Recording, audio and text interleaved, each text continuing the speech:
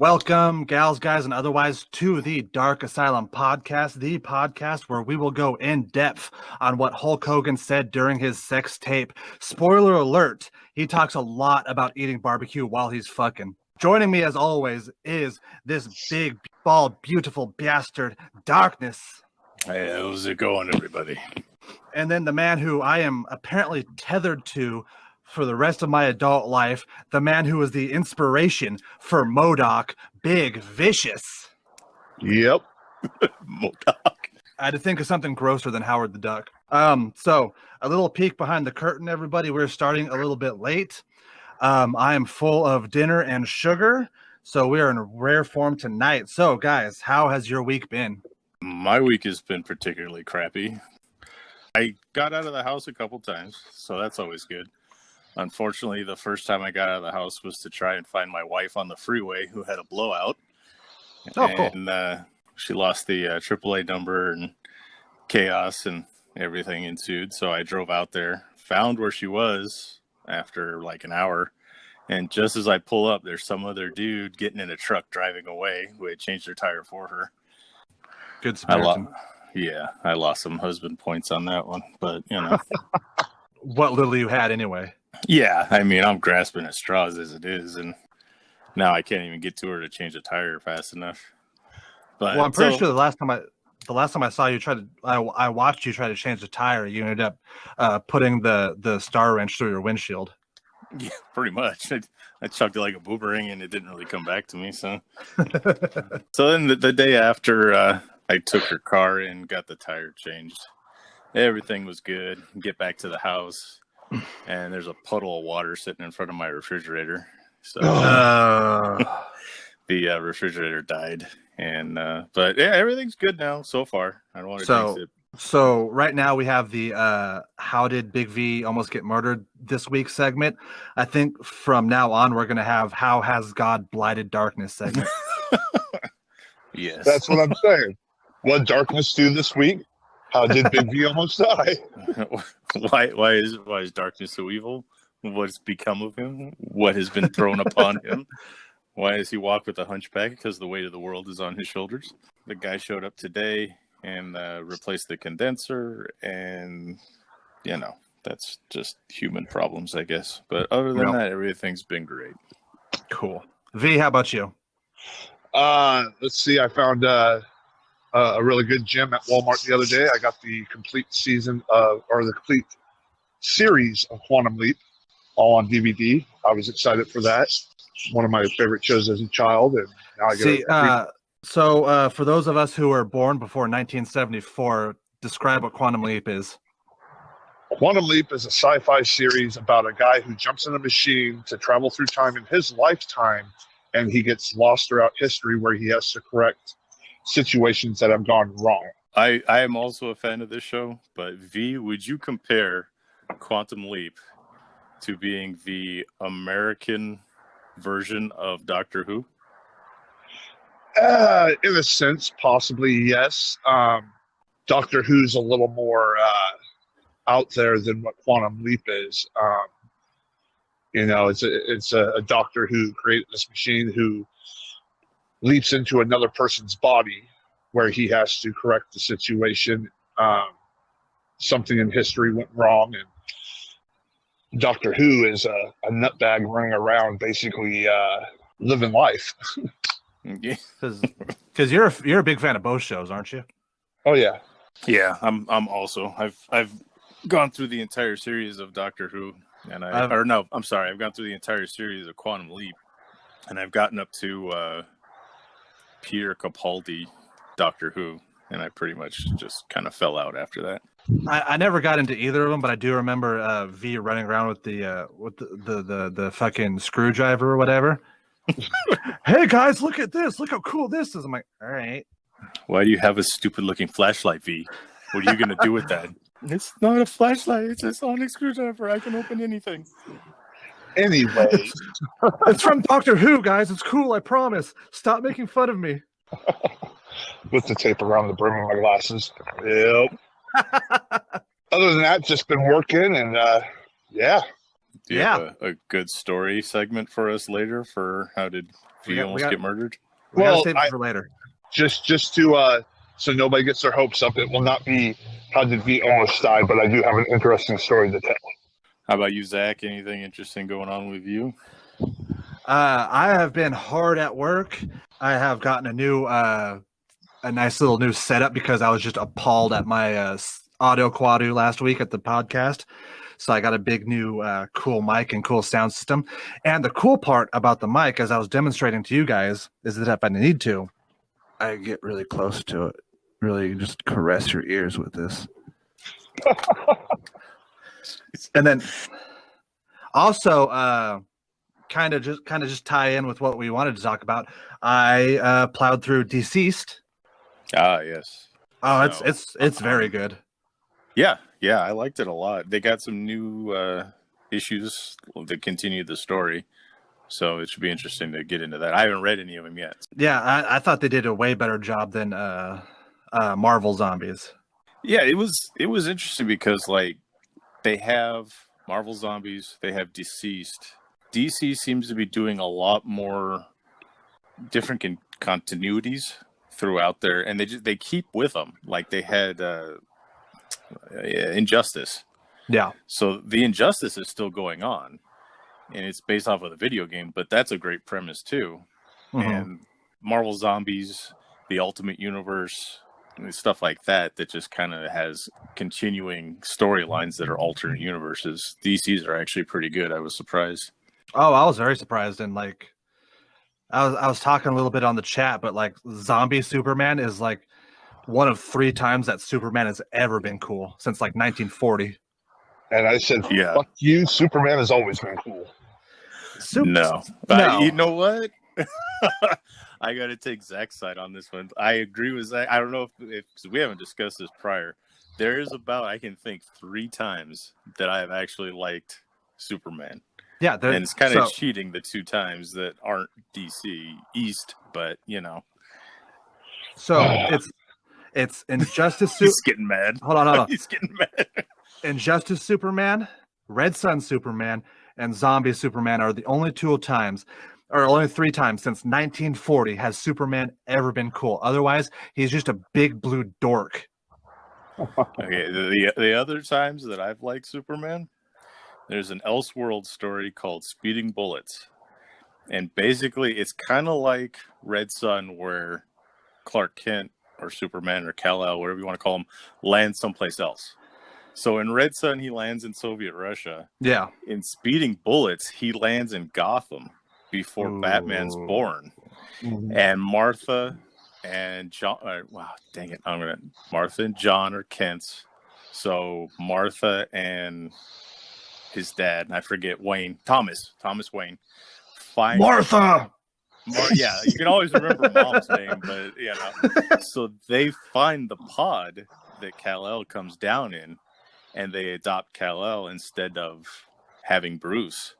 The story goes from there. It's awesome. So basically, he's Superman, but it's Batman. So the same kind of thing happens where they go into the alley. Joe Chill comes up about to shoot him, and right there, Superman, Kal-El, whatever you want to call him, his powers just kick in, and instead of his parents get shot, and then he's so enraged he fries the guy with his laser vision. So it started off dark, and it just got better after that. So it's Batman with Superman's powers. So I'm definitely picking that up. But so you're telling me the only way to make Superman cool again is to make him be Batman? Basically, yes. V, if you have something to chime in, let's see it. Yeah, no. You're not even going to touch it, huh? Are you scratching yourself? He's sharpening a knife and coming to my house. I'm going to my happy place right now.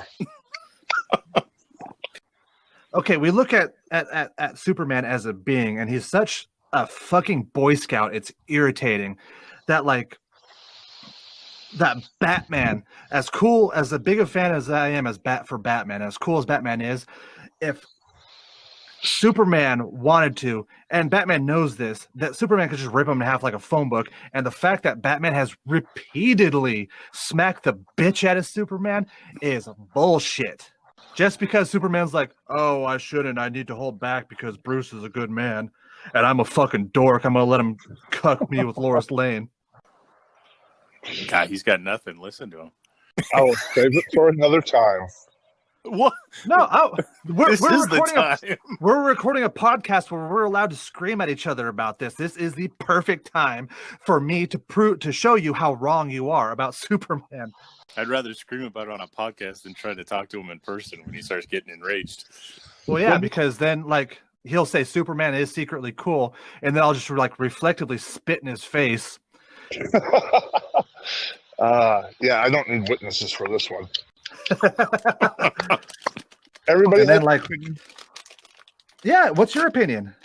I'm a fan of Superman. I've enjoyed Superman. I love a lot of the different stories they've done. Superman versus Aliens, great. You ever read it? Okay, that's a good story. Yeah, I do like that one. So you may not necessarily like the man, but there's a lot of great stories that have come through the Superman lineage, and that's all I'm saying, man. Just like Batman. I enjoyed Batman, but I mean, you say Superman is just a big goofy Boy Scout. Well, I mean, and don't get me wrong, I love reading Batman, but you can look at it the same way. He's just a guy who runs around kicking things with gadgets. Like how much can you read of that? Obviously, we do because we enjoy it, right? Because it's yeah. He is a good character. I believe Superman's a good character. One of my biggest complaints with Superman, don't get me wrong, I mean, I enjoy the character somewhat. There's really no getting acid thrown at him, getting bit, so it was a decent story, and I did enjoy that one. Anytime that he's come into conflict with anything major, it hasn't been that big of a deal. But the times it always shine is when he had some actual suspense. There's really no danger. I mean, it's Superman. They've come across things, like you said with the aliens one, that was great because he went to their planet, he was fighting them, and his powers were gone. So it made it suspenseful. It made it like, oh my God, he could actually have some kind of issue here, danger to his own person, like Doomsday. I mean, the death of Superman, that thing was so big, not only because it was the death of Superman, but he had an opponent that he couldn't beat. Whenever he's running with Zod, that's always been good. But like stuff with Brainiac, it's always just because it's a computer. There's really no danger to Superman. His whole thing is like, is he going to save people in time? And it's just not something that I'm particularly into. Superman is the kid on the playground who is my power is that I have all the powers. Yeah. You remember that movie where he fixed the Great Wall of China with his eyes? Those movies were a little flawed, but yes, I do remember that. The Saran Wrap S that he could just pull off of his suit was awesome too. Right. I forgot about that. You almost made me spit out my water. Yeah. In those movies, when he fought the Solar Man, and that was a terrible movie. Oh, God. That fight was decent because he had a decent opponent. Part 3, where Richard Pryor made a doppelganger of him and he fought himself, it was interesting because there was an actual threat to him. The other times it was like, oh, am I going to get to Lois in time and save her?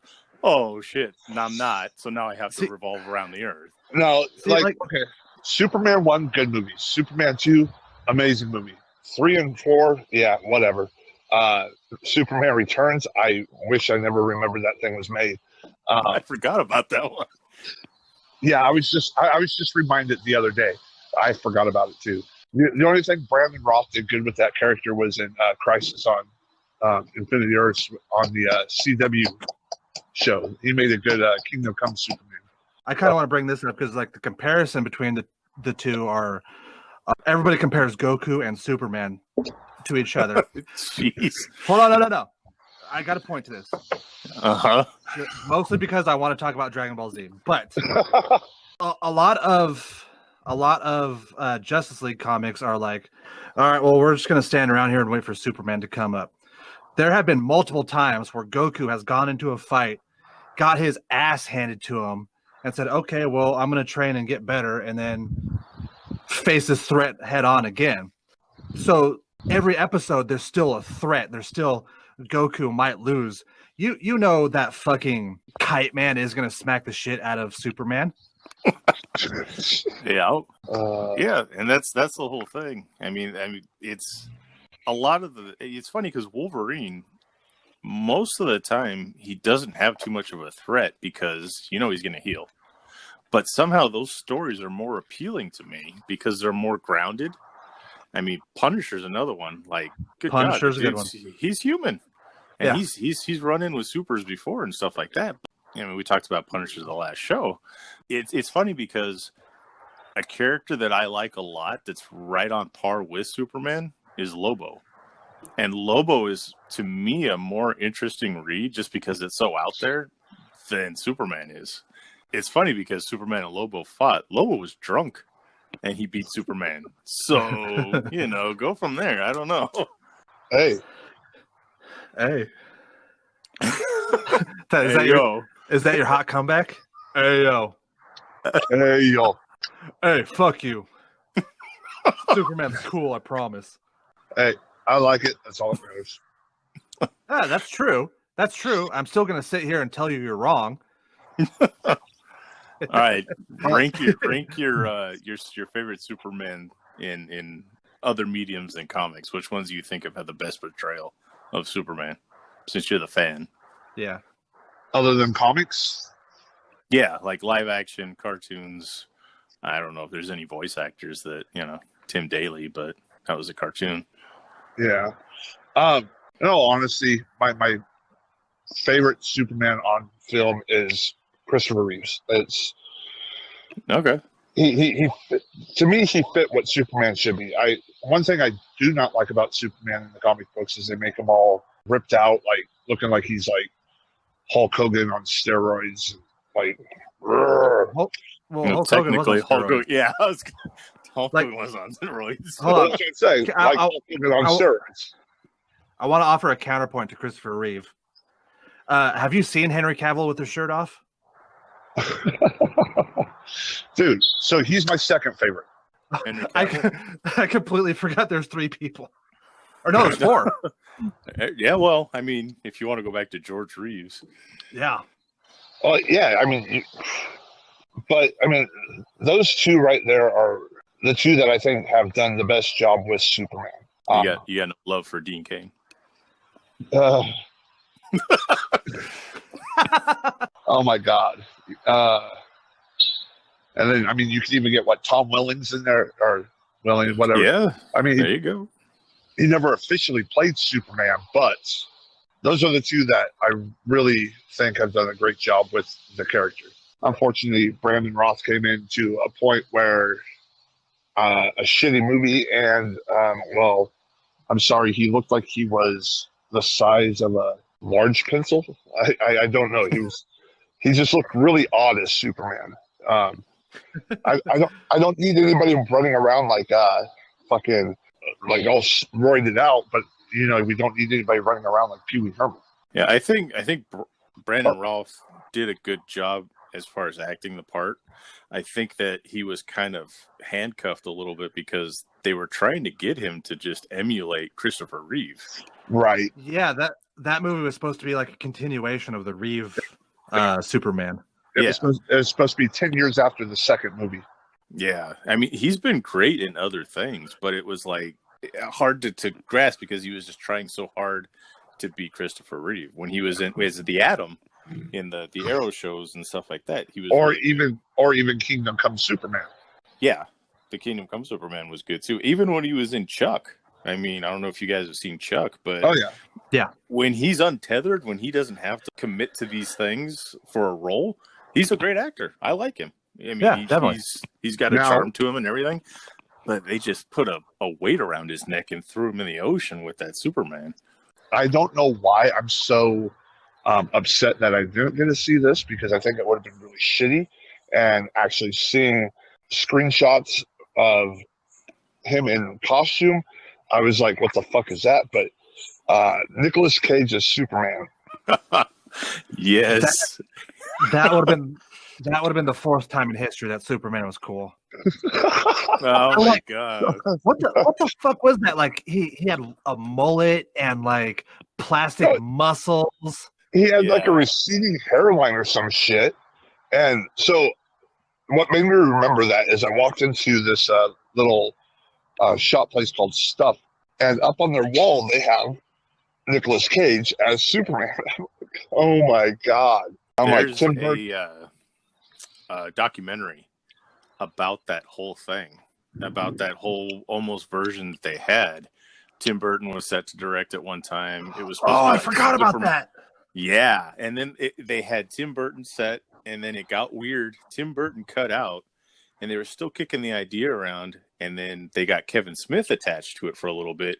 He wrote a script, and then Gruber Peters, I forget his name, the guy that just like kind of threw all the weird stuff in the original Batman '89 movie, tried to get all these weird things thrown into this Superman movie, and Kevin Smith's just like, you know what, I can't do this. He turned in a good script, and they just threw it out. He's like, I want a giant robot spider for him to fight.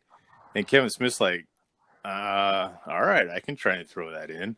And he's like rewriting this script like 10 different times to try and make the producer happy, and nothing would make him happy. And it just kind of fell apart. But I'm going to try and find the name of it because it was actually a really good documentary. Like Tim Burton's attached to it. It's going to get fucking weird. He's going to try to have Johnny Depp have sex with his wife. Tim Burton's had this decades old thing where he's trying to get Johnny Depp to cuck him with Helena Bonham Carter. Okay. And you know that would have ended up in the Superman movie. Yeah. I mean, I don't know if they were an item at that point. I think he was still with the chick that played Vampira and Ed Wood. But yeah, this was early on. This was like right after '89 Batman.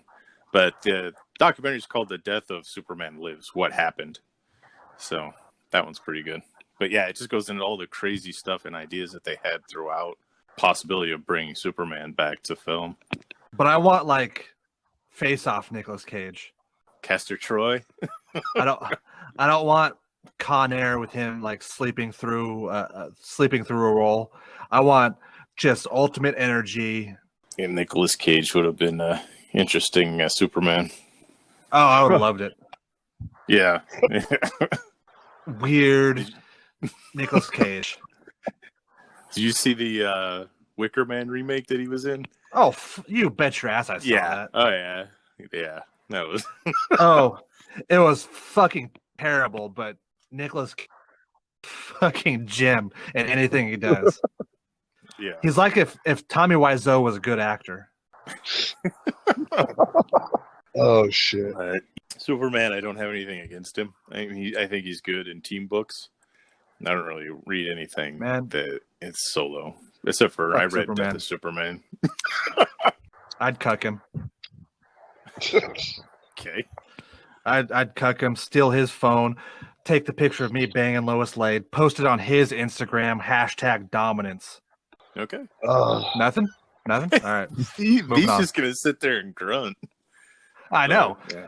This is me poking the bear because I live an hour and a half away from you guys. All right. Well, I guess it's 1 hour road trip.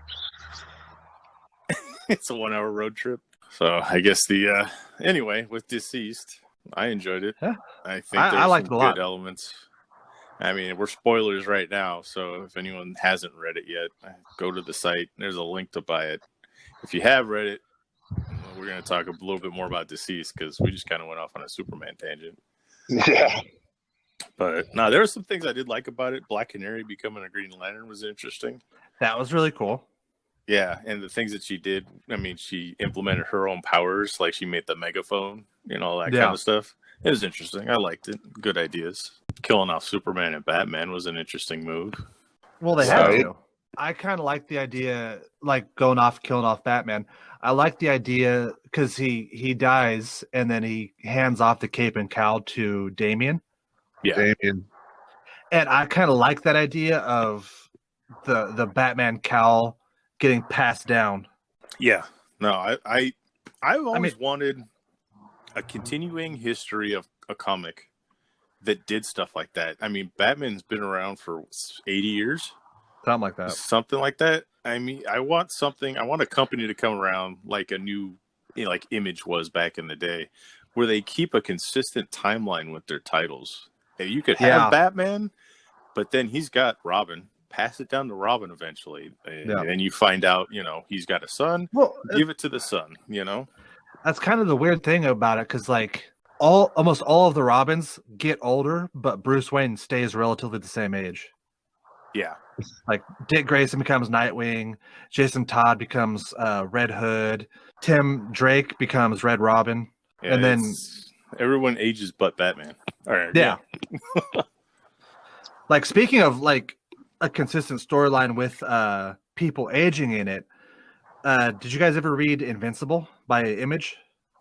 No, that's another one of those ones that I've always wanted to get around to. But it's a very, very good one, and I think the big compendiums are relatively cheap on Amazon right now. I highly recommend those. And it's the character ages throughout the whole series. Yeah, I've read, I think, the first 3 issues or something like that, just to get the basic idea of the story. It does get kind of the first couple issues I kind of thought were like hard to read. Okay. I think that might have been why I didn't continue. But after the first I'd say the first 6 issues, it really picks up. I'll jump into that one. I'm starting on the Cosmic Ghost Rider like you had mentioned last week. That one's a good one.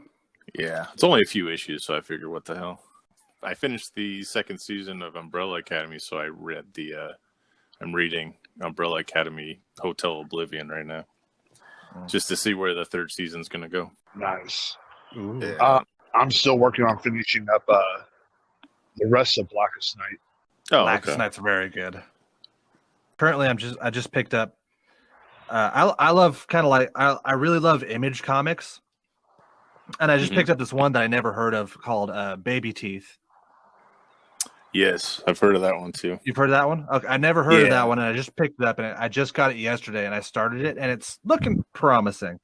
Yeah, the Image is weird because when they first came out, they had a lot of huge titles. Everyone knew them, and then it just kind of died down, and now they have these weird ones that come out that aren't connected to anything that are really good. Well, yeah, there's that, and then like with the resurgence of The Walking Dead, I think Image is kind of having another renaissance, and then you're seeing things like Saga, Sex Criminals, Southern Bastards. All of these are really, really good titles that people don't know about, and they kind of have to dig around to find out for. Yeah, they are coming out with things that are just a little bit pushing the envelope because they're not attached to another big company. I mean, Image is it's owned by the guys that started it way back when.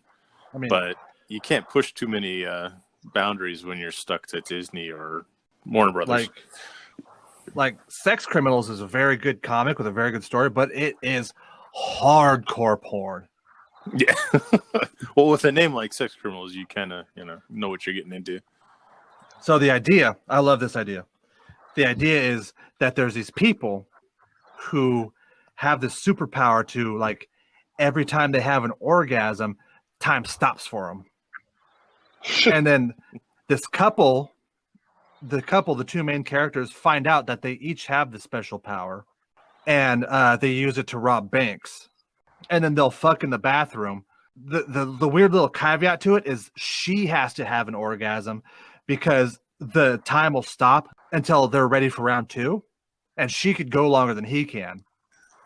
So while you're basking in the Everglow, you can just rob a bank, and then Nice. And then the conflict comes from is that there is apparently the sex police, who are a group of people who have this special power, and they're like, no, we got to use this power for good. So they're like, okay, let's just go into this bank. Interesting. Yeah, I highly recommend that one. Sounds like something I got off of what's that fucking Adam and Eve in the fucking 80s off of Mom and Dad's fucking cable box. Sex Criminals number 22. Nice. All right. Well, anything else about DCeased? You guys going to continue with the other stuff that came out of DCeased titles? I mean, outside of Batman, this is the first kind of DC story arc I've kind of really invested in. Yeah, the last DC stuff that I read besides Batman Metal was City of Bane. Oh, I love City of Bane so fucking much. Yeah, no, it was a great concept. I liked it too. Batman is like consistently getting different ideas, and they finally had him and Catwoman. They were going to get married and all that stuff. So Oh, they're that one. moving certain stories along, but some things just seem like a step in the opposite direction. Did you read that story arc? I read the part of it that ran through City of Bane. So, like, getting into a spoiler territory for people who haven't read it, they did do a whole. It got kind of weird for a little bit, where like it kind of got disjointed, where Batman and Catwoman are going to get married, but the other superheroes are kind of like trying to talk him out of it, but not really. and then when it gets to the wedding day, someone gives them the wrong directions each, and they both think that the other person stood each other up. And then Batman kind of goes insane from it for a while. He gets really mad and butthurt and almost kills Mr. Freeze. He's getting more and more brutal to the point where Commissioner Gordon like straight up denounces him. This was all under Tom King, right? Yes. Tom King and Scott. I don't have my comics in front of me. I can't tell you. I just remember Tom King was getting some flack for doing weird stuff with Batman recently. I've loved everything he's done with Batman so far. I mean, some people like it. Some people are just like, this isn't Batman. You know, there's always that kind of stuff. But those people are wrong. And that's the problem with people. They sit there and they don't like a little change up. You have to have some change. Yeah. I mean, when you don't have change, it's just the same thing over and over again. I mean, there's only many times we could look at panels of Batman sitting on a gargoyle and brooding before it gets really old. Right. As I literally look at the Jim Lee poster of Batman standing on a gargoyle hanging in my office. So yeah, thanks. That's the best part of Batman for Darkness over there. He's like, oh, that's the whole reason I watch him. Yeah, it's pretty cool. He's a cool buff guy who sits on gargoyles and is really pissy about things. That's pretty much Darkness in a nutshell, you know. Oh yeah, except for the bus and the gargoyles, and you know, I just stand on the top rope and look menacingly, somewhat, at my opponent. Somewhat, yeah. As he trips as he gets down. Yeah, I fall off of the top rope because of that damn jacket. Just fucking falls over, falls on the floor. Everybody's laughing at him, and he pisses himself. Like, nah! I happened to hit my head on the way down. Guys, I think I broke my leg again, guys. Oh, there goes the first mention of the broken leg. That's a how did Darkness escape death story? There you go. When Big V runs out of stories, I'll have that one sitting and waiting. Oh man, I don't know if I'll ever run out of stories in this job. If we move on to that, we'll move on to what's pissing me off this week. Of the multitude of things that pisses you off on a regular basis, you know. Well, shit. Okay, I was just kind of going through like topics to talk over, and I went to comic book news. And suddenly they're talking about once again Superman. They gave him Dr. Fate's helmet. Fuck you. Right? Wow. It's funny because one of his biggest weakness is magic. I don't understand that. Yeah. And now apparently he could use magic as well. Just fuck everybody else. There's certain things that, you know, you get Captain America lifted Mjolnir. That's one thing. But you give Superman Dr. Fate's helmet, it's like, why? Why would you bother? There's no point in it. It's basically just overpowering an overpowered hero. Like, have you seen what's going on with Marvel and Captain Marvel? And no. she's got like every Avengers weapon. She kills all the Avengers. She's walking around with Mjolnir like it's no big thing. And I'm just like, good God, man, why? Why is this happening? I never read Captain Marvel books, but watching the Captain Marvel movie made me glad I never watched those or read those books. Yeah, some of them are kind of rough to get through. I remember Miss Marvel. I like Miss Marvel, but when she got the new costume, the haircut, the new attitude, the whole redo of her. It's getting a little tedious to try and get through. Speaking of Avengers, I pre-ordered the Marvel Avengers game for the Xbox. Yep. Nice. Cool. Too bad you didn't pre-order on PlayStation. Now you don't get Spider-Man. Well, my kid, I pre-ordered it for my kid on the PlayStation, but I'm getting it for the Xbox. Like, oh, nice. I've seen a lot of people like really pissy about that, but nobody seems to understand that Spider-Man is a Sony property still. They're not just like they'll whore them out to Marvel because those movies make bank. I remember there was that big problem with, the rights going back to Sony when they had just inserted him into the Marvel universe, and then they had negotiations. Well, they pretty much made now him, everything's okay. They pretty much made him the new focal point of the Marvel universe. Well, now from what they're saying, it's going to be Captain Marvel. Yeah. That's what a lot of people's reaction has been. Well, okay, my problem is, what's her name? Brie Larson. Brie Larson's just going on this fucking tyrant, dude. Have you seen her go on those tirades with like the original Marvel cast, and everybody's looking at her like, "What the fuck are you talking about?" She does her own stunts. Oh, you'll be like Jackie Chan. No, I'll be the first Brie Larson. Yeah, she does her own stunts. She has to have a stunt ass or some shit, or an ass double. Yeah, she's carrying them. This bitch had Chris Hemsworth sitting next to her, and she straight up said, "Carrying this franchise on my shoulders."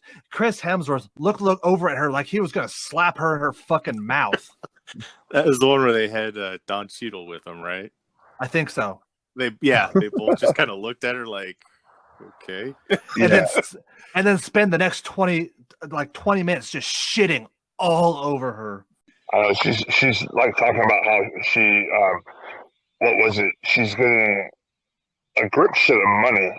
She has like all rights to say what she will and will not do in the movies. I don't know. She's going way too far. It's like, yeah. I remember WCW days with Hogan. He had that great thing in his contract called creative control. Yeah. Yep.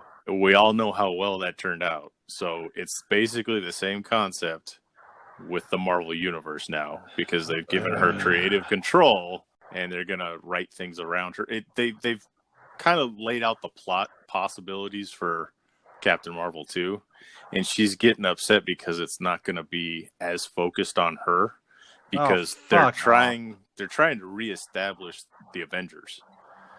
So there's a lot of stuff that they got to get going in order to start making the franchise get going again, like they did with Captain America 3, Civil War. It's a Captain America movie in name, but it was basically another Avengers movie.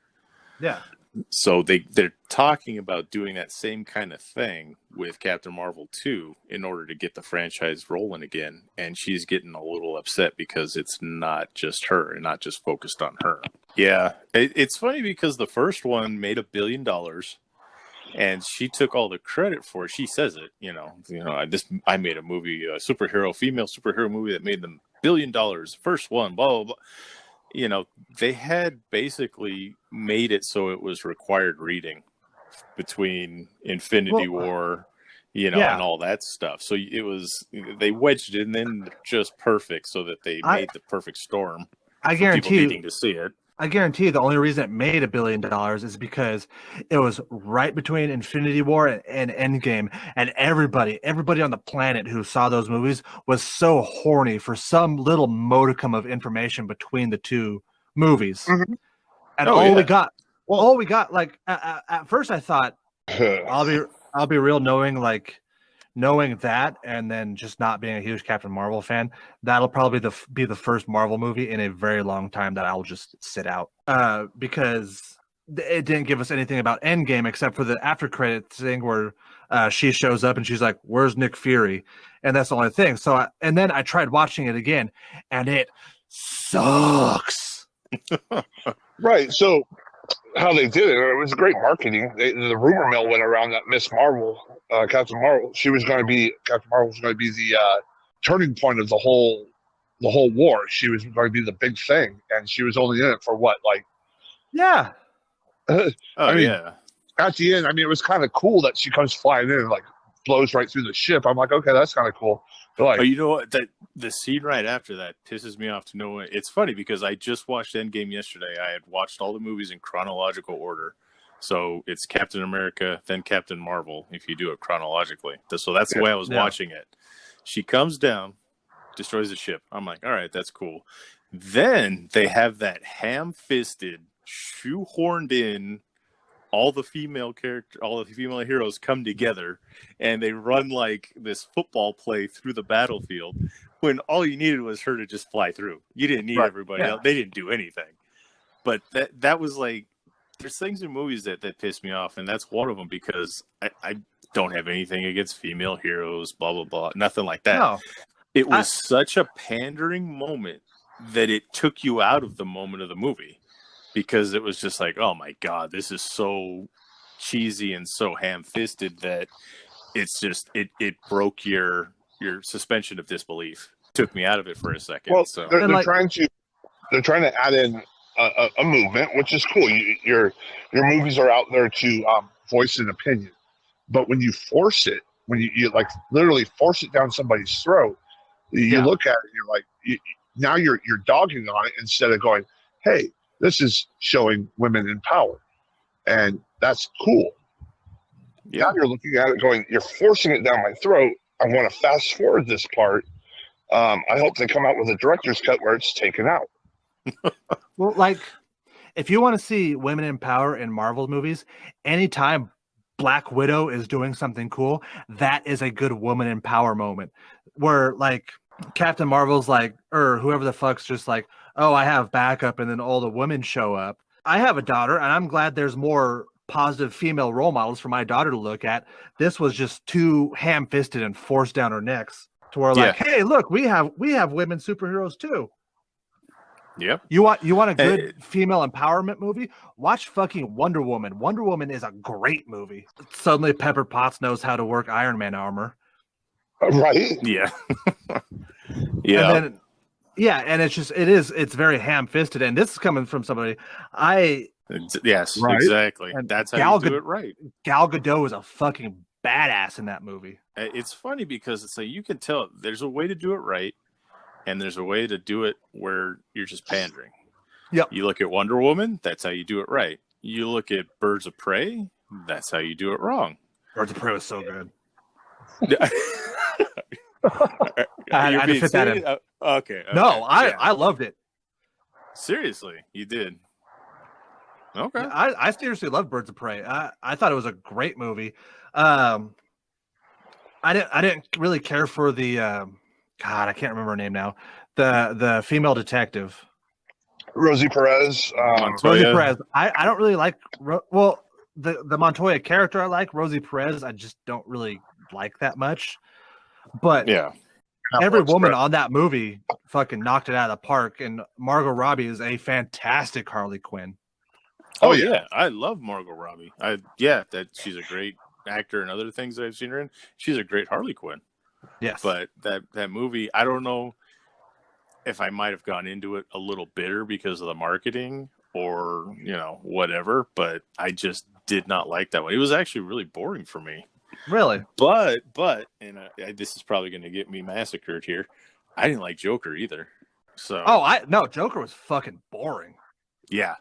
It was to me it was Taxi Driver with a basic DC overlay. And it was so forced in there again. It's another one of those things. It's forced. Like he could have been anything. He could have been a mime.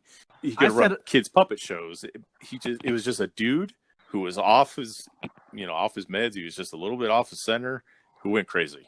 I said online, if that movie was called anything else besides Joker and didn't have Thomas Wayne kind of shoehorned in there, it'd have been a good movie. Yeah. But because it has to be the Joker and they have to put in Bruce Wayne and Thomas Wayne and Martha. Why'd you say that name? It sucked. Yeah. Yeah, it's funny because like I thought I was in the minority with that one. With like, this is boring. This isn't Joker.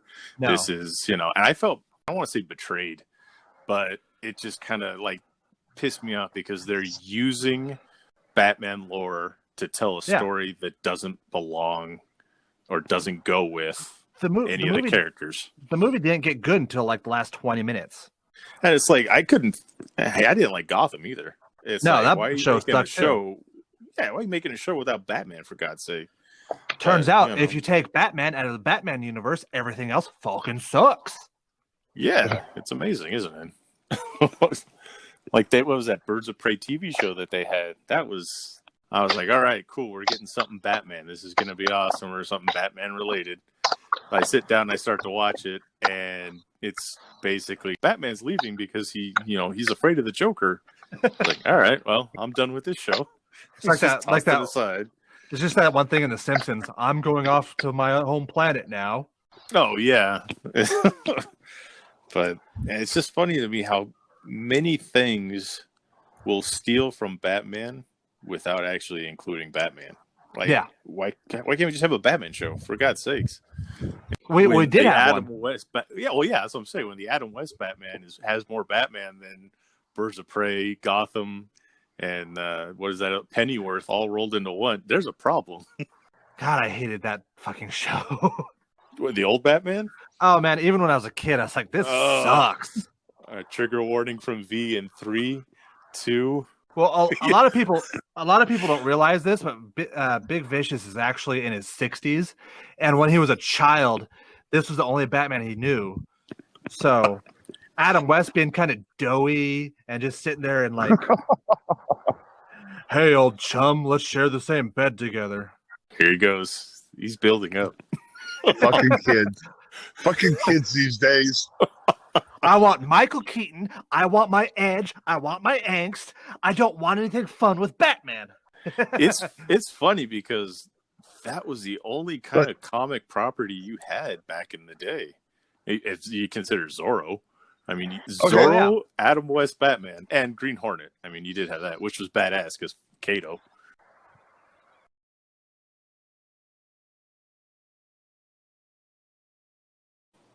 So y'all asked me about my favorite Superman in cinematics portrayal. So who is your favorite Batman portrayal? So, like, I know I'm going to catch a lot of flack for this one, but Ben Affleck's at the top of my list. Mine's Michael Keaton. Yeah, mine's Michael Keaton and then Ben Affleck. I was actually really surprised with Ben Affleck. Michael Keaton was sitting at the top of my list for a very long time because, yeah, he's a very good Batman.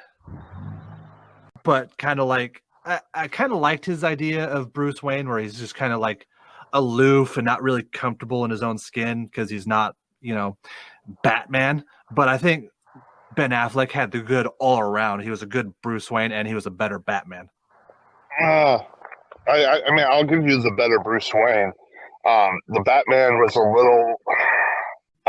little too timid for me. He was a little too, it wasn't that Batman, but I mean, he was a good Batman, but it just wasn't that all around Batman that you're used to seeing. So, I mean, I do agree with the Bruce Wayne part, but as far as the better Batman, no. Michael Keaton was the best both for me. The only thing that comes close for me is Kevin Conroy. Other than that, well, yeah, Kevin Conroy, you can't. There's no. Where we're going from. So we're talking about Ben is pretty terrible. So we're talking about the best actor who played Batman. Kevin Conroy is Batman. Oh yeah, pretty much. Unfortunately, where we're going now with Robert Pattinson, he could surprise us. I'm not completely checked out, but honestly, it's going to be interesting. Yeah, I'm going to wait and see because I was literally so full on against Ben Affleck. When they put that fucking petition out there to send to the White House to sign it, to get Ben Affleck gone, I was all up on it. Yeah. My belief, and I have a hard time with Ben Affleck as an actor. Granted, there is some good movies that he's in. He is kind of like Tom Cruise to me. It's not necessarily the actor that makes the movie; it's the movie that makes the actor. So, I always said Ben Affleck can't even play Ben Affleck. He's that horrible. When he was there in Batman vs Superman, I was like, wow, I'm actually shocked. Like, I'm totally taking back everything I said. It was weird because for me with Ben Affleck, it was weird because it was reverse. I like Ben Affleck because I like Kevin Smith movies, and he's been in some good movies.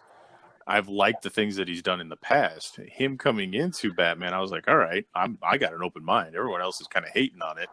And then he did it. I was like, it wasn't anything really special. I mean, he had a couple of good scenes and everything, and I liked the fight with him and Superman. It was weird because it was reversed for me, as opposed to everyone else who just hated it. And then he was like, oh, yeah, he wasn't bad. No. I was like, oh, yeah, he's not going to be bad. And I was like, I don't know. I don't really like it.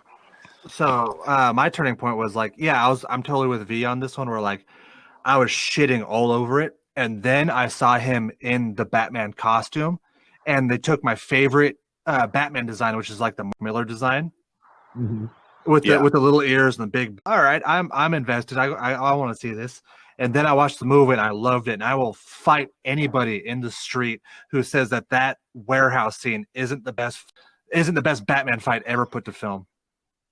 And that was, I mean, besides Mask of the Phantasm, that was the I'm kidding. No, that was the best live action Batman fight scene, I think. And because you had the stuff in the 89, he couldn't move in that rubber suit. No.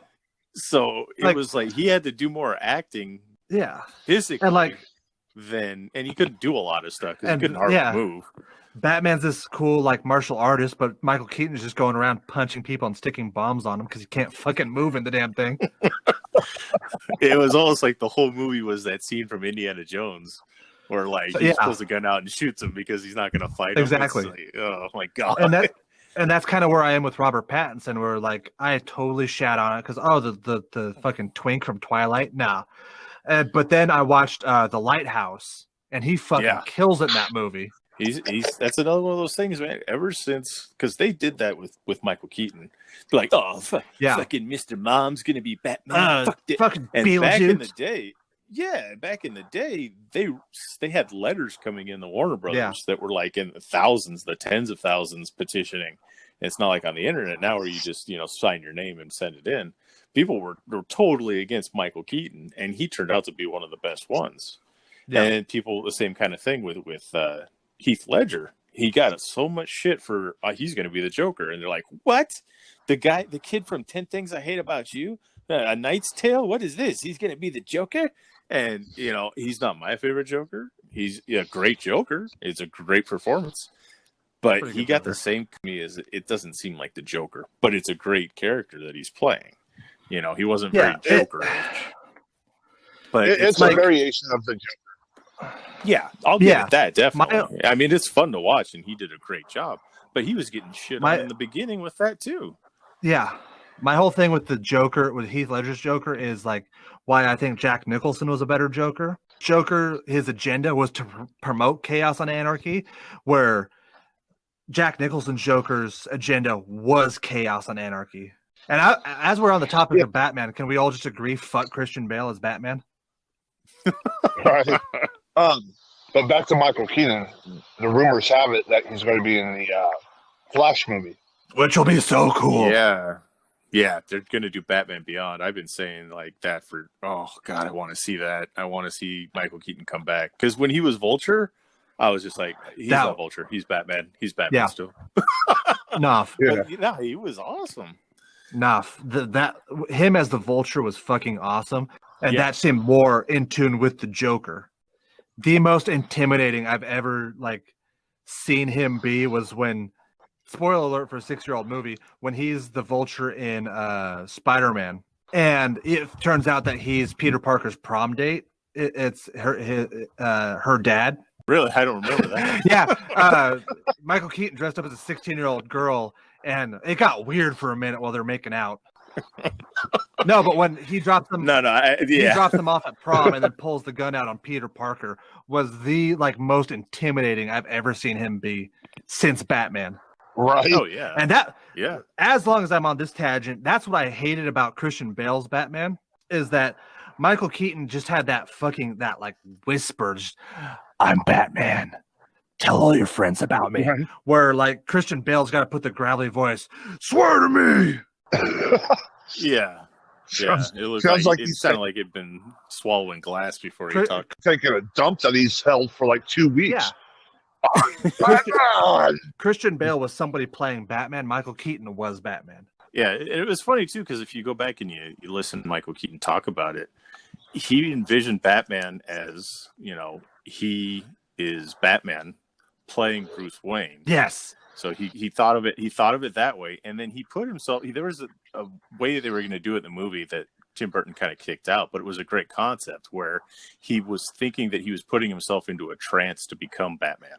Yeah. So it was like he was just changing his whole mental perspective, and it was almost like a second part of his ego or a second personality that he would bring out to be Batman, which was a great concept idea, but I mean, it was far away from the books. But it was just a great idea that he implemented. Yeah, that was something else I really loved about it, is that he got the idea that Bruce Wayne's the mask, Batman's the real person. Yeah. So like every time, like just rewatch it, and you'll see like every time Michael Keaton is Bruce Wayne, he's kind of aloof, and like you can tell he's not really comfortable in his own skin, and he stutters, and he's really soft spoken.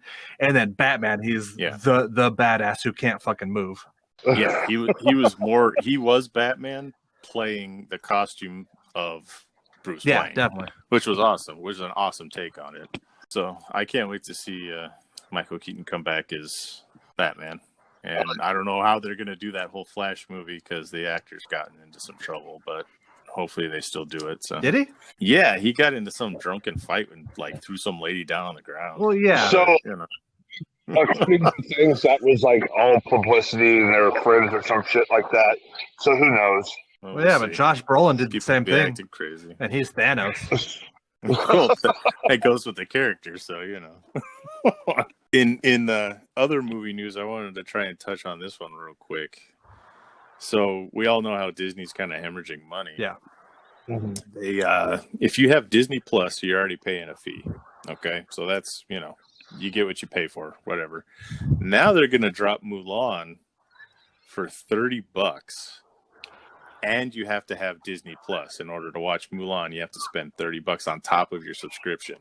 Now, I'm not into Mulan. I could care less, but I'm going to be pissed if they do the same thing with Black Widow. Widow. So, I mean, it's bad with this whole pandemic thing where they're dropping movies on streaming services now, which, I mean, cool, but they're like, oh, here, spend $20 to rent this movie. Well, and it's like, fuck, dude. Like, it's just me watching. I can understand if I was going to have a house party, but, Yeah. Yeah. I mean, they're thinking that, when you take the kids to the movies, it costs you that much anyway. Yeah. But, I mean, what for people, it's some random dudes like you, I just want to watch it. I want to watch it by myself because nobody loves me. Right? But yeah, that's the way I always kind of rationalized it when in my head when I rented these $20 movies was like, that's what it's actually cheaper for me because I have kids. And we could go to the movie and I could spend $40, or I could just sit at home and we could spend $20 and we all enjoy the movie on my 4K TV. Yeah. And I mean, when you think about it that way, and it's popcorn. But I mean, it's cool if I had multiple people watching it, but when it's just me and you only have it for 24 hours, I'm like, fuck. But see, that was the way that it started. You'd only get a rental, but then they got such a backlash that they're like, oh, no, you get to keep it. It's unlocked for your account. So even they're not too sure about what they're going to do with it. But it's funny because Mulan, $30. They're hurting for money. I can understand it. But I love the theater experience. I don't know if I'd go see Mulan in the theater. But I would have. Yeah. I mean, those live action remakes of the Disney movies, they're kind of hit and miss. Mulan was actually my favorite Disney movie, but I'm not terribly excited to see this one ever since like they just battered Beauty and the Beast. Oh, really? See, I didn't watch that one. I've watched, I think, Maleficent. The two of those I've seen. And honestly, I think that's it, really. I saw Lion King. Yeah, didn't catch Lion King. I don't know. I didn't see Aladdin. I didn't see Dumbo. And I love Disney stuff. It's weird because, like, I just look like I got special needs when I go to Disney by myself or something. But it's like, what's wrong with that big guy? I don't know, kids. Come closer. They grab their children a little bit. And I'm just like, yeah, Indiana Jones has no weight, So I'm gonna get me some mouth ears. That's right. You know. Yeah, so they steer clear of me there, but it's weird because evil, darkness, and he likes Disney movies. So, well, we're all like, but yeah, it's weird because with Disney, if you look into Disney, there's a lot of dark things in the past of Disney. Oh, good lord! Oh, yeah. So it's kind of weird, You see all these happy, friendly, kiddie stuff, but then you look at the underbelly of it, and Disney's pretty dark, man. My favorite topic: we're gonna shit on happy people. Did you know? Like, didn't Cinderella, like in the original thing, like commit suicide or some shit? Because I know Mulan did. Don't think she did in Cinderella. You talk about the original book, the brothers, the Grimm tales. Yeah, there was some dark stuff in that one. The stepsisters cut off their feet That's so they what it would was. fit into. Yeah, that was Cinderella. Yeah, there was some. Yeah, man, you think of these stories that Disney's adapting. For God's sake, have you ever read A Hunchback of Notre Dame? It's fucking depressing. Yeah, that's a brutal read. Imagine a kid watching that movie and like, oh, I found the book at the library. Good God, they're going to be on suicide watch. I'm going to have nightmares for the next 2 weeks. Yeah, I mean, even The Little Mermaid, it was that was Hans Christian Andersen, but it was like some morbid stuff in those books, and they're adapting into those happy kiddie movies. God forbid they read Alice in Wonderland and learn that backstory. Oh, jeez. Yeah, that's another one that's just out of your mind. Yeah, so I like dark Disney. Yeah. It's fun. I mean, you get, like we talked about last week, Song of the South is like a blemish on their thing. But if you go back and look at the source material, that's some pretty dark stuff. Oh, yeah. It's funny, too, because, we're talking about Mulan and Disney. Disney also, I don't know if you guys heard about it, they're doing this thing called virtual live action system. They're having the issues with Star Wars now. The first actor, or one of the actors that signed up for this, they've given away their body rights. What they're basically doing is Mark Hamill signed away his body rights to Disney so that they can use virtual live action systems to reinsert him in any Star Wars type of medium they want to. Kind of like they did with Carrie Fisher. Yeah, it's kind of like that, but they're saying that the technology is coming so far advanced now that they're not going to need actors anymore in movies. Oh. So they're developing this system. They got Mark Hamill to sign off on it because they're talking about rebooting the whole Star Wars universe. And one of the projects that they're talking about, I mean, it's just one of the projects that they're talking about starting up. One of the first movies is a young Indiana Jones movie. This is all rumors and stuff that's been going around. People are just talking about this. They're not sure if they're going to make Harrison Ford younger and insert him into the movie, or they're just going to do a kind of reboot of the series. I want Harrison Ford now. Yeah. Oh, yeah. The crotchety old like pissed off old man. They paid me. I don't want to be here. Wasn't there a show a long time ago called like Young Indiana Jones or something? Yeah, Young Indiana Jones Chronicles. Yeah, it was a TV show on like I guess ABC or something back in the day. The Hallmark Channel. I don't know. Never heard of it. Well, it was funny because it was I think Harrison Ford sitting in a chair. And like I don't know if they did voiceover work or not, but he would go. He was like 90 or something. They had aged him, and he's telling stories of his youth because I guess when he drank the water from the Last Crusade, he was able to age till 90. So he's telling all these stories like he's telling his grandkids or something, So it was an interesting concept. It didn't really take off because it was pretty much boring as shit, and it was basically a history lesson instead of an action adventure thing. God, I hope he was just crotchety in it. Or like, all right, you little motherfuckers, gather around. I'm gonna tell you a story about how I found the Hidden Grail. All right, they paid me this much money to be in this fucking movie. I hate the music. I hate Star Wars. I was surprised they got him back for that Star Wars movie.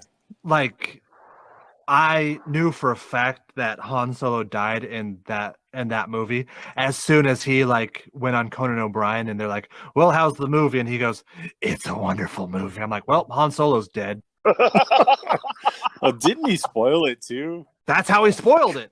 Didn't he spoiled it on like one of those talk shows, and J.J. Abrams is like, oh, like he's trying to stop him before he can finish saying it.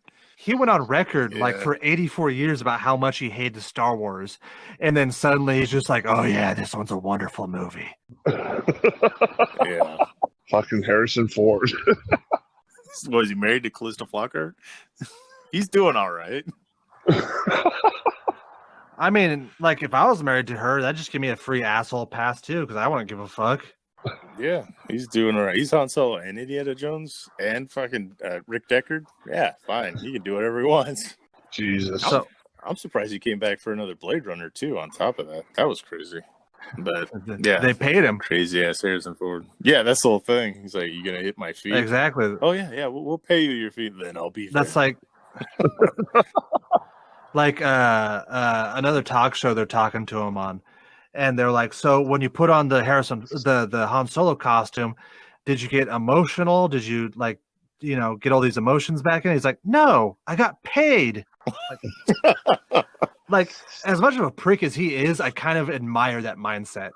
Well, it's like us as wrestlers. It's, you go out there and do this. I'm like, you paying me? Yeah. All right, then I'll do it. I mean, yeah. It's like, it's basically what we are. We're, performers for hire. I did that cross-dressing gimmick for 5 months. It was hot, and I got paid. Yeah. He's kind of in the same mindset. He's like, pay me. I'll do it. If I can do it, I'll do it. Yeah. Just give me money. I'm good. Yeah, that was like I was saying, that was another weird kind of Disney news item that came up. They're buying body rights from actors so they can put them in future movies. Fucking Jesus. Fucking pay me. Yeah, and Mark Hamill was so pissed at the way Star Wars turned out. He's like, he doesn't even care anymore. He's like, yeah, here, take it. It wasn't that bad. I enjoyed all of them. Oh, Darkness is Death. Did you not like it because there was another female in the lead? No. I'm mad because Luke had to train, Anakin had to train, Leia had to train. Rey just was there. She had it all. Rey trained. She was Force omnipotent. Rey trained. Well, I mean, they had the stuff later, yeah. But in that first one, it's like, oh, I've got a lightsaber. Oh, I'm taking down Kylo Ren in my first. No, she got her holding a lightsaber. She got her ass handed to her. She got him on the face, but I remember her getting her ass handed to her. I don't like often agreeing with Zach because his ego grows a little too big, but I have to agree with Zach on that one. She did get her ass whooped. Wait. I want to stop the podcast right now. V, are you saying that I'm right? I said I agree with your statement. I want this on a recorded medium. V, did you say I'm correct? I said you are correct in your statement of what you believe. Podcast over. Fuck both of you. I'm out. Don't worry, I'll edit it out and it will be like it never happened. Yes. The podcast continues. That is why Darkness is my fourth favorite tag team partner. Yeah, after Zach and after Meat and after your own left hand. Hey, you gotta add Sideshow in there. Oh, I forgot about that. Oh, that's right, Sideshow. Hey, at least you're above Void. Shit. Oh, Jesus. Well, I've only tagged with 4 people, so he's got to be on that list. But that's a whole nother story. That's a whole nother story we're not getting into right now. I say we... So... I got a suggestion for a show to watch or a movie to watch this week until our next podcast. Netflix is dropping on Friday, Project Power. It has Jamie Foxx and the dude at the end of the Batman movie who goes to the Batcave, Joseph Gordon-Levitt. Yeah. So basically, based off the preview, Jamie Foxx is running around trying to hunt down these guys who are making this new street drug called Project Power. It's a pill that when you activate it and take it, it gives you a superpower for 5 minutes. You don't know what it is until you take that pill, and for 5 minutes you have this superpower. It's killing some people right away. Other people are like turning invisible and robbing banks. And Jamie Foxx is trying to hunt down these people. From the premise of the preview, it's his daughter who they're getting the once again blanked on his name. He's a cop. It looks like he's a cop, and he's trying to take down the drugs. They kind of team up with this little girl and stuff to make these pills from. So like it sounds like she's like a superpowered being that they're extracting this stuff from and making these pills. And was it one more time? What is it called? Project Power. Okay. Wasn't that the basic idea of The Boys though? Well, yeah, they haven't hit that part in the show, but yeah, I mean, in the comic, that's pretty much what it was. Hey, I'm just still, the comic is phenomenal. Yes. I suggest anyone go read that. I gotta continue reading it, but yes. But no, it looks like a good movie. It's something that hits the realm of the nerd and geek realm. It's superpowers, superheroes, whatever. I'll give it a shot. I got nothing against trying it out. I tried that other one you suggested. I'm sorry, I can't do it. Carnival Row? Carnival Row, yeah. I don't know. I don't know what it is. I tried. I don't know if it's the era that it's set in, because I really wanted to get into Penny Dreadful, and I couldn't. I don't know if it, like I said, it's the era, the Victorian whatever. But yeah, I'm sorry, bro. Hey, to each their own, man. At least you gave it a try. I couldn't get into it because V suggested it, and the whole time I'm sitting there, this sucks. He's stupid. I hate this. But on another note, I did finish Umbrella Academy season 2, and I did like that. I did like that a lot. So, yeah, that was amazing. I know Zach's not really into the Umbrella Academy, but I did enjoy it. That whole little twist at the end. Oh yeah, I like that. It's going off in its own kind of thing because it's not so far following where the third book goes into. So it'll be a different season. All right, so from there, how about we go get into how did Big V almost die this week? All right. We need to come up with some kind of jingle or something to start this off. Some kind of music to get it going. But I'll work on that. Go ahead. Get a recording of him yelling, "Fuck!" How did Big V almost died this week? Fuck! Unfortunately, it's not a story about how I almost died, other than waking up in the morning. I mean, I almost die every morning. Actually, yesterday, we're following this dude who's loading up on multiple high-priced items. He is not in his right mind due to the large pupils, the pussy scabs, and the missing teeth. So as we're following him around, he finally gets spooked, gets pissed off, throws the cart off to the side, goes out the door. So as we start to follow him, we want to get a plate. So we know what's going on here. He goes walking past this Audi, and he gives a quick glance over like, yo, and keeps walking. So I'm telling my partner, I'm like, I guarantee that's his ride. He's walking past it so we don't get the plate. And he's like, we'll get a plate anyways. I'm like, well, unfortunately, there isn't a plate. And the temp tag in the back looks like it was drawn up by a 2-year-old. So he walks up to the main street, cuts over to the side. As soon as he's visual seen, this Audi peels out, takes off, gets him.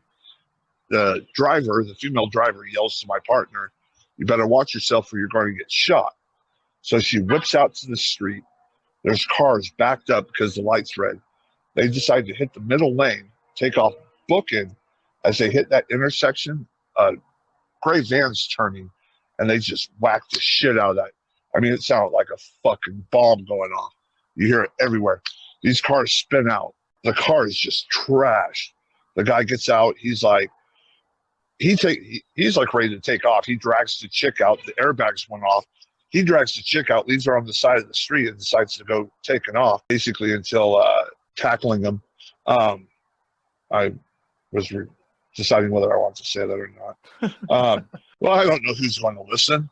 Jesus. Everybody listens. So we get him back, and in the van, there was a mother and a father with like a baby looking like maybe 2-3 months old, and like a 10-year-old kid. Thankfully, everybody was okay. Unfortunately, the 2 crackheads were too, except for the chick, who was as spun out, if not more than the dude. She's sitting on the curb like, my wrist. And she's all fucking higher than he is, and she was the one driving. He's like, Oh, I don't need to steal from your fucking store. I dropped blah, blah, blah, thousands of dollars on this car. And my response was, you could drop that much money on a car, but you can't buy teeth. So this dude got pissed off. So he kept wanting to come towards us, but there was a larger group gathering, and me and my partner, we're like two fucking silverbacks looking like we're ready to rape something. You know, we're just huge and like gnarly. So anyways, the fucking cops get there. This chick doesn't have a license or insurance. Basically, they say, okay, well, have fun walking, tow the car off. The dude who got in the wreck, now he's screwed because these people don't have insurance. Like, hopefully he has like fucking accident insurance or something. They take off. Did you guys finally get the pictures of the car? Yeah, it's totaled.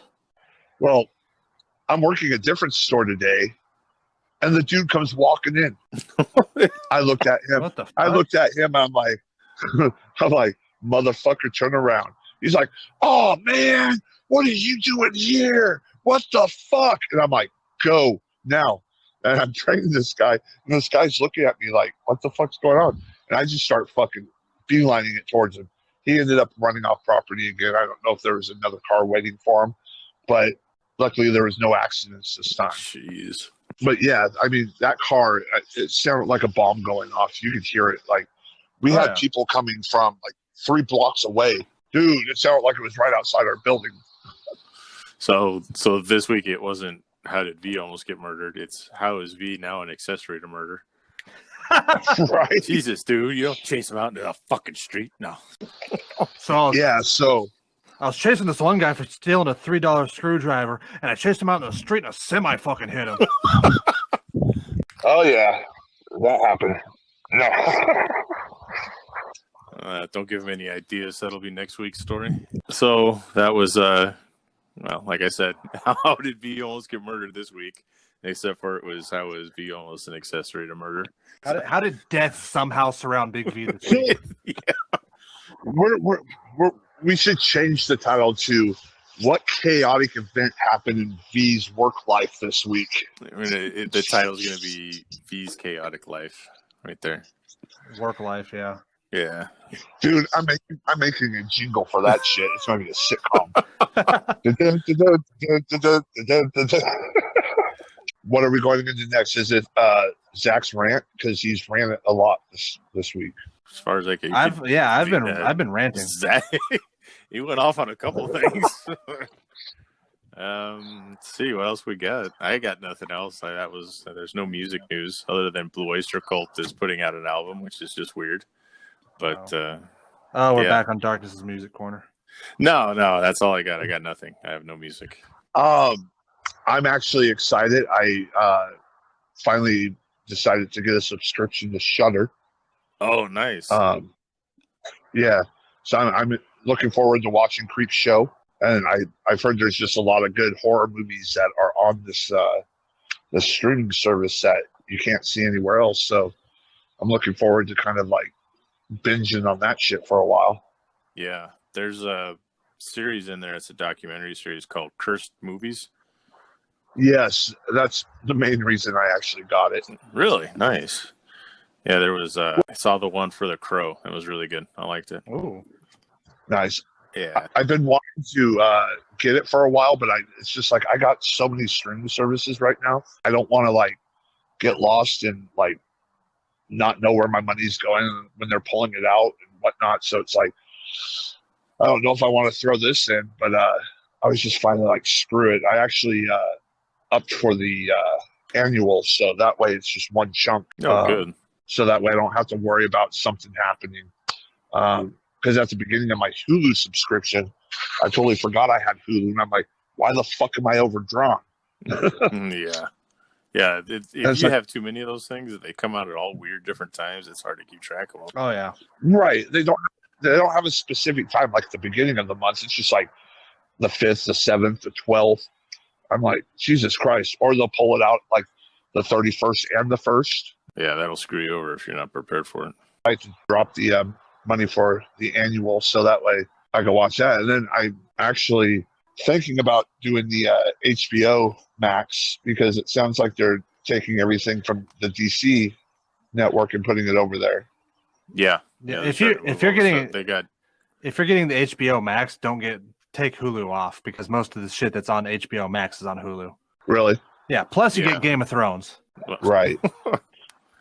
Well, that's one thing I noticed. Like Hulu's just like a nesting ground for like streaming services because they subscribe to HBO streaming and then Showtime streaming, and it's like, dude, like, why do you have all these other streaming things on your streaming network? Yeah. It was like Disney. You get Disney, ESPN, and what was the other one? Crunchyroll Hulu. or something? Oh, Hulu. That's right. That's right. For the big chunk, but I was like, screw that, dude. I did it separately. It was actually less expensive. I don't need ESPN2 or whatever. There's no damn sports going on. Where are you going to watch? Well, I guess they just started some new ones, but yeah. It's like... Well, don't they have like fake people in the baseball thing? Well, yeah. Digitally put an audience in. There's that, and don't they play like old like fucking WCWC shit? Oh, yeah. They have the WCWC, and I think they have old NWA stuff. I was watching, no. What is it? AWA? I just remember seeing like, Scott Holcomb's walking out looking like a porn star from the 70s with that mustache. No. Sorry. Big Scott Hall. I meant WCCW. WCCW is what they play.